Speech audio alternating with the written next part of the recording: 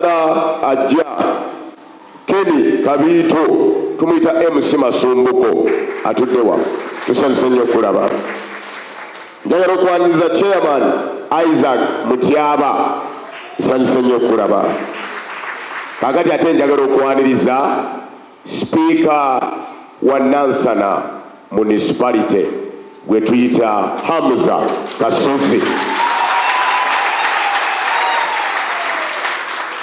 Kakati era njagala okwaniriza Meya ajja Sali Isaac Keith bwe tusaba munnange. Sebo omugenyi omukulu bammeeya b'ebibuga byonna ebikola Nansana nabayita okuli ne mukama wange Matovu ow'e okuli Kasimu Jumbo ow'e bonna nabayita. Kwanza njagala obukulembeze obuwa abalala ekitiibwa kireme kweraliikiriza tisaabayita.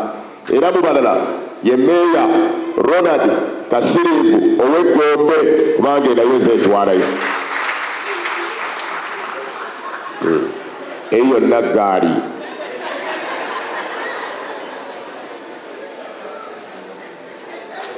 kati obwo bwe bukulembeze. Kakati njagala okwanjulira abazadde abaliwo. Asooka kitange yafa ku myaka 29 mu 94 n'atuleka bubi nnyo ng'ensi etubbye, naye yafuuka taata yafuuka byonna mu byonna. Yamuwanika w'ekkanisa eno Mire Bunjo Doris Nabitaka.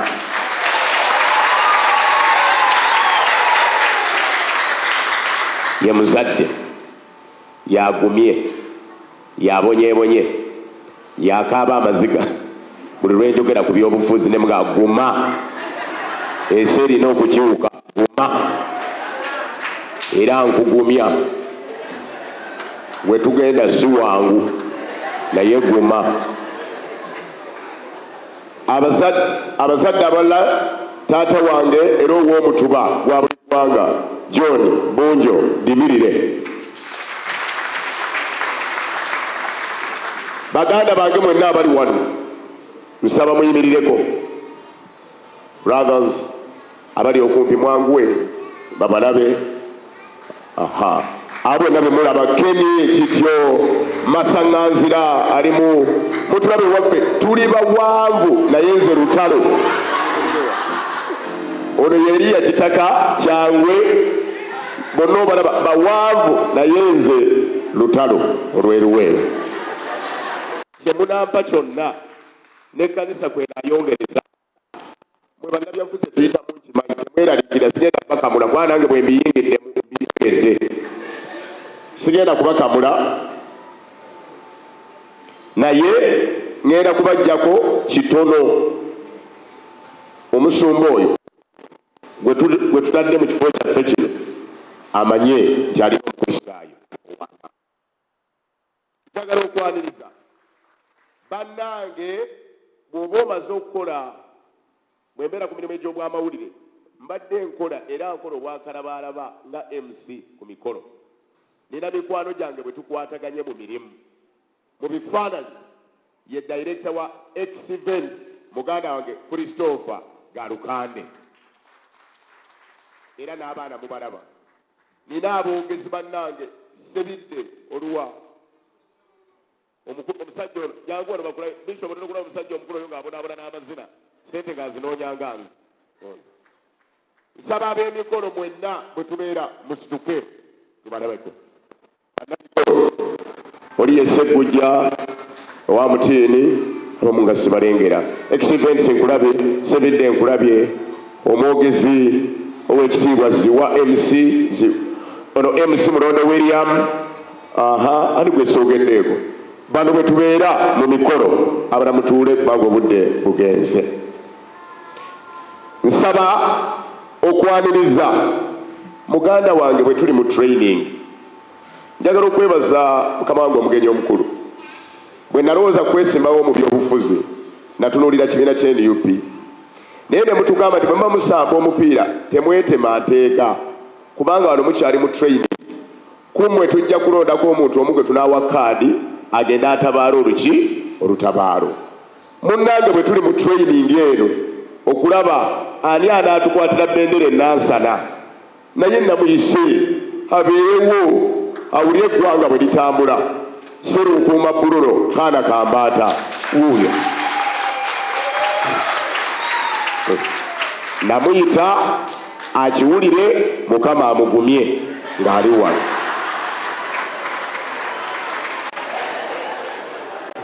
Tusobole okugenda wali awalala nga tukwatagana ng'abooluganda ab'enda ki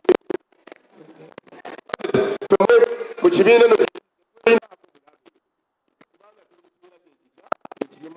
tutambuza enjiri yetya leka obulabe tubuteeke ku bali betukola tutya betuvuganya okusinga ono munnange bwe tuli mu kibiina ekiki. Sserunkuuma weebale kujja ojja kiwulira. Nsaba ekintu kimu, waliwo be nayise taata nina sipiiki bbiri ze njagala owulirize naye ate omugenyi omukulu bw'ayogera aba aggadde, naye nasabayo ekintu kimu.